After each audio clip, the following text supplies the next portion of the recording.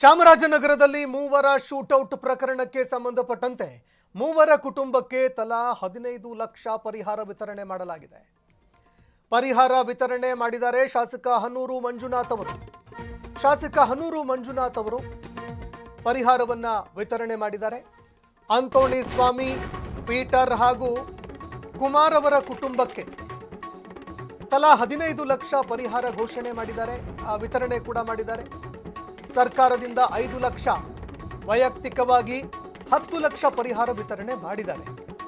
ಮೃತಪಟ್ಟವರ ಕುಟುಂಬಸ್ಥರ ಗ್ರಾಮಗಳಿಗೆ ಹೋಗಿ ಪರಿಹಾರವನ್ನ ಕೊಟ್ಟಿದ್ದಾರೆ ಶಾಸಕ. ಮೃತಪಟ್ಟವರ ಕುಟುಂಬಸ್ಥರ ಗ್ರಾಮಗಳಿಗೆ ಹೋಗಿ ಪರಿಹಾರವನ್ನ ವಿತರಣೆ ಮಾಡಿದ್ದಾರೆ ಶಾಸಕ. ಒಟ್ಟು 15 ಲಕ್ಷ ತಲಾ ಪರಿಹಾರವನ್ನ ನೀಡಲಾಗಿದೆ. 5 ಲಕ್ಷ ಸರ್ಕಾರದಿಂದ ಪರಿಹಾರ, 10 ಲಕ್ಷ ವೈಯಕ್ತಿಕವಾಗಿ ಶಾಸಕರು, ಹನೂರು ಶಾಸಕ ವಿತರಣೆ ಮಾಡಿದ್ದಾರೆ. ಒಟ್ಟು 15 ಲಕ್ಷ. ಇನ್ನು ಇದಕ್ಕೆ ಸಂಬಂಧಪಟ್ಟಂತೆ ನ್ಯಾಯಾಂಗ ತನಿಖೆ ಆಗಬೇಕು ಅಂತ ಛಲವಾದಿ ನಾರಾಯಣಸ್ವಾಮಿ ಪಟ್ಟು ಹಿಡಿದಿದ್ದಾರೆ. ಚರ್ಚೆ ಆಮೇಲೆ ತೆಗೆದುಕೊಳ್ಳೋಣ, ಬೇಕಾದ್ರೆ ಮೊದಲು ಈ ವಿಚಾರಕ್ಕೆ ಸಂಬಂಧಪಟ್ಟಂತೆ ಉತ್ತರ ಕೊಡಿ ನೀವು. ಇದರ ಬಗ್ಗೆ ನ್ಯಾಯಾಧೀಶರ ನೇತೃತ್ವದಲ್ಲಿ, ನಿವೃತ್ತ ನ್ಯಾಯಾಧೀಶರ ನೇತೃತ್ವದಲ್ಲಿ ತನಿಖೆ ಆಗಲಿ. ಮೊದಲು ಈ ಶೂಟೌಟ್ ಹೇಗೆ ನಡೀತು, ಏನಾಯಿತು, ಅದರ ಬಗ್ಗೆ ಉತ್ತರ ಕೊಡಿ. ನಂತರದಲ್ಲಿ ಚರ್ಚೆ ಮುಂದುವರಿಸೋಣ ಅಂತ ಛಲವಾದಿ ನಾರಾಯಣಸ್ವಾಮಿ ಅವರು ಪಟ್ಟು ಹಿಡಿದು ಕೂತಿದ್ರು.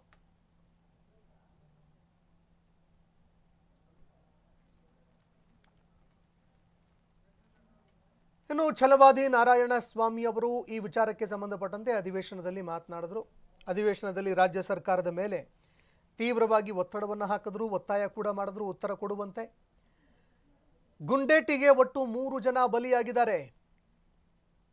ಚರ್ಚೆ ಬೇಕಾದರೆ ಆಮೇಲೆ ಮುಂದುವರ್ಸೋಣ. ಆದರೆ ಗುಂಡು ಹೇಗೆ ಹಾರಿಸಿದ್ರು, ಯಾಕೆ ಗುಂಡು ಹಾರಿಸಿದ್ರು, ಇದರ ಬಗ್ಗೆ ಮೊದಲು ಸರ್ಕಾರ ಉತ್ತರ ಕೊಡಬೇಕು ಅಂತ ವಿಧಾನ ಪರಿಷತ್ನಲ್ಲಿ ಛಲವಾದಿ ನಾರಾಯಣಸ್ವಾಮಿ ಅವರು ಒತ್ತಾಯವನ್ನು ಮಾಡಿದರು. ಈ ಬಗ್ಗೆ ಸರ್ಕಾರ ಉತ್ತರ ಕೊಡಲೇಬೇಕು ಅಂತ ಅವರು ಬಿಗಿಪಟ್ಟು ಹಿಡಿದ್ರು. ಇದೊಂದು ತುಂಬ ಅಮಾನವೀಯವಾಗಿದ್ದಂತಹ ಕೃತ್ಯ.